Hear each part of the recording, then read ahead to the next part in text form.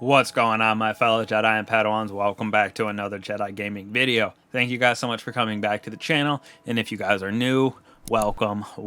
I hope the day is going great for everybody in the beginning of this season. Season of the Haunted is off to a bang, just like it is for me. I have loved it so far. Everything about it, with the story, going through the nightmares, looking at the past of some of our fellow allies, enemies, with Cadel, now an ally with Zavala and his past wife. Oh, just the Crow going back and seeing Aldrin. The tying together of that from Bungie is killer to me. Absolutely love that. Plus, we got Solar 3.0, which builds are coming, as well as a nice little update on all of the changes with some of those new solar verbs and aspects and fragments. So that'll be in a later video, but it kind of ties to what we're going to be talking about today, which is our Nightmare Harvester artifact. Now this gives us our plus additional power to our armor and just in general, and then also we have our nice seasonal artifact mods on this bad boy, which help a lot inside of the game of Destiny, and I am super excited to unlock all 25 again. For the first time last season we were able to do that, and it really didn't take too much XP and time to grind out all 25. I'm already out 11 out of 25, so we're on our way, and I am super excited for that last column. A lot of them apply to Solar 3.0, so that's why we will be covering some of those verbs as well as these mods here. So right here is the path I have taken so far to unlocking our mods for our Nightmare Harvester. Now for me, like I just said, we are able to unlock all 25 of these through XP in this season, and it really doesn't take too long to grind all of them out. So that is why I picked all of our champion mods right off the bat in that first column, just so I had the option to try different weapons. And I am also super excited that we have a trace rifle one, just so we're not using only divinity to stun those overload champions. We can switch it up, use our Prometheus lens, maybe even use ruinous effigy, as well as our stasis god tier trace rifle, our Adger scepter. Now, after we get away from that first column, we kind of move into our specific weapons that they're targeting for this season. So we have our shotguns, our trace rifles, our pulse rifles, our sidearms, and then a little bit of glaive action, just because they're still pushing those glaives for this season. Now for me, you can go in the second and third column if you're looking for shotgun dexterity in the Crucible. This is a great one to pick up for only 1 energy. And then also, even in PvE or PvP, having the shotgun holster is super nice for doing a little extra DPS if you have something else, like maybe Outbreak Perfected in PvE doing damage, and then you switch to your shotgun after loaded a little bit. Same kind of thing goes right here for our trace rifle, finder, and reserves. I do love using the Adger scepter a lot, and with this new Solar 3.0, retrace path and Prometheus lens are slapping at the moment, coming up with some builds for both of these. So that's why I have our trace reserves and finder unlocked, so we can just have that continuous ammo. I'm going to come back to these two because we have some 2 new original traits that I want to talk about as well. So like I said, we'll come back to these in a second.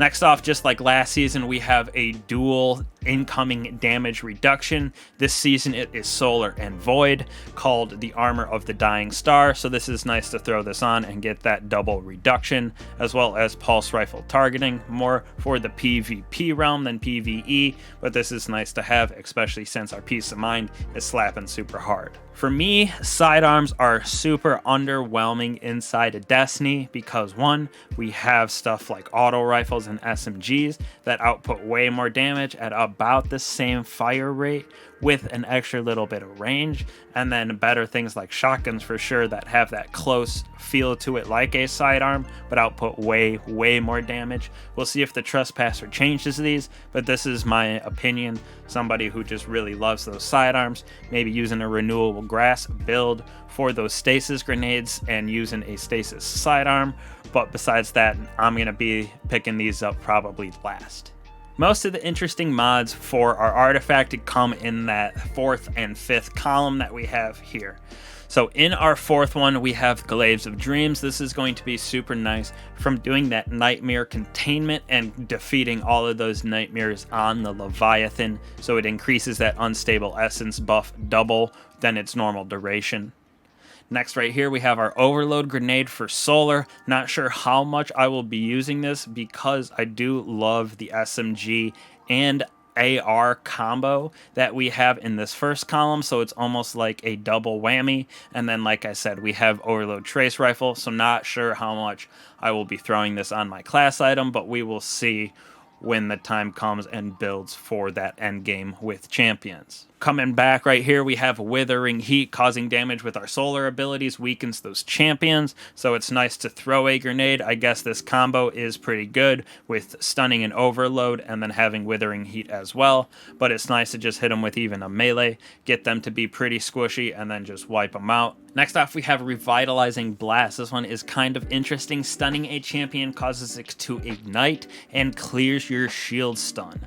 So the ignite is a solar verb that we got, and that is just a big explosion of solar damage in the area of that enemy. And it clears your shield stun, so you should be able to stun them a lot quicker after this happens. We already covered this Overload Trace Rifle, super excited to have this option as well for our champions. Now for our last column, I am most excited about these bad boys and unlocking all of them right here. So first off, we have Solar Fulmination. So your ignitions do increased damage and have an increased radius. So this is going to be super nice for that solar synergy and solar explosion builds. Moving on right here, we have Flame Harvesting. Solar Exotic Final Blows create solar elemental wells. That's going to be an interesting way for us to create those solar elemental wells with something like Sunshot with those extra explosions. And this on is going to be super nice having all of those solar elemental wells just laying around. Next off, we have Rays of Precision. So while Radiant Solar Precision Final Blows cause combatants to ignite. So being Radiant means that your weapons have enhanced by the power of the Traveler and they deal more damage. So you become Radiant in a few different ways. And then if you have that, it causes those enemies to ignite, which again is a large damaging solar explosion in the area of that target. Right here is one of our ways to become Radiant. Radiant Orbs. Picking up an Orb of Power makes you Radiant, so once again, that just allows your weapons to deal more damage, kind of like it's charged with light and high energy fire, if you will. Lastly, for our mods here, we are going with Classy Restoration. Activating your Solar class ability grants you Restoration, which Restoration continuously regenerates health and shield over time, and it cannot be interrupted by incoming damage, which is super, super nice. So this is almost like if you're on a hunter and you dodge, you're going to get that restoration proc for a slight little bit of time, and you will get a regeneration of health and shield. Same with your Titan throwing down your barricade. For your Warlock, if you're using your Rift, you're going to get health back anyways, but if you're using it in Powering, now you're also going to get that restoration effect, so it's kind of a nice little doubling effect for your Warlock there.